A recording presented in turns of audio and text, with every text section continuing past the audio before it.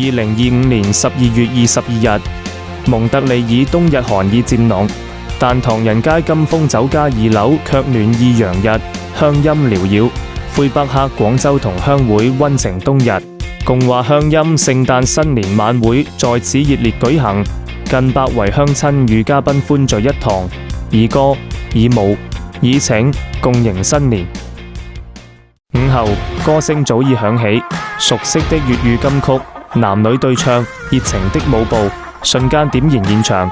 這裏是鄉音的舞台，更是心靈的歸處。男女老少都熱情投入，跟着熱情的節拍，大家還玩起呼啦圈，一搖就是幾分鐘不停歇，贏得在場所有鄉親們掌聲不斷。隨後，趣味遊戲與幸運抽獎接力登場，由於贊助禮品眾多，幾乎每隻都滿載而歸。新年好意頭在歡笑中傳遞。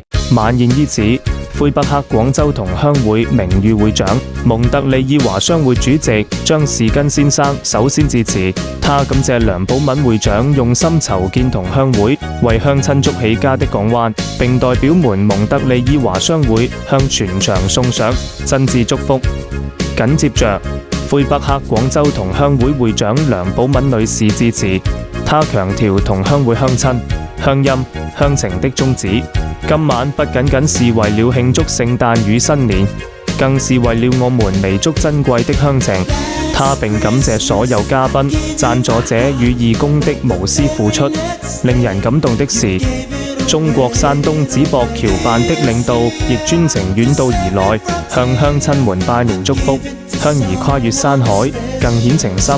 隨後，魁北克廣州同鄉會副會長黃小娘女士則熱情稱讚，在場鄉親是活力廣州的最佳代表。魁北克廣州總商會會長同鄉會副會長張家祥先生分享了對粵語傳承與多元鄉音共同發展的支持。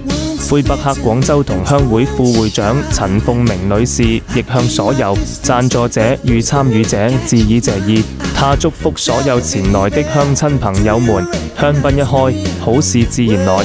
中間文化交流協會會長關榮喜先生、寧陽會館會長鍾啟成先生也先後致辭，為晚會增添更多情誼與祝福。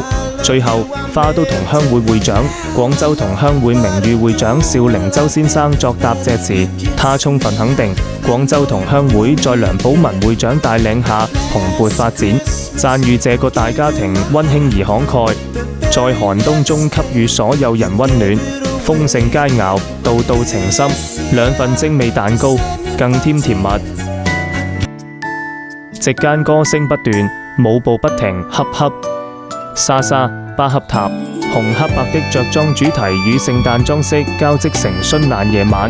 然後，人人仍沉浸於遊戲與共舞之中，不捨散去。鏡頭定格下一張張笑臉，一隻隻團圓，以及最後那份充滿歸屬感的大合影。這不僅是聚會，更是一次心靈的團聚。鄉音不改，溫情常在。魁北克廣州同鄉會以一場充滿歡笑、禮物與祝福的晚會，為2025年寫下溫暖注腳。意猶未盡，是今夜共同的記憶。前行相伴，是我們不變的約定。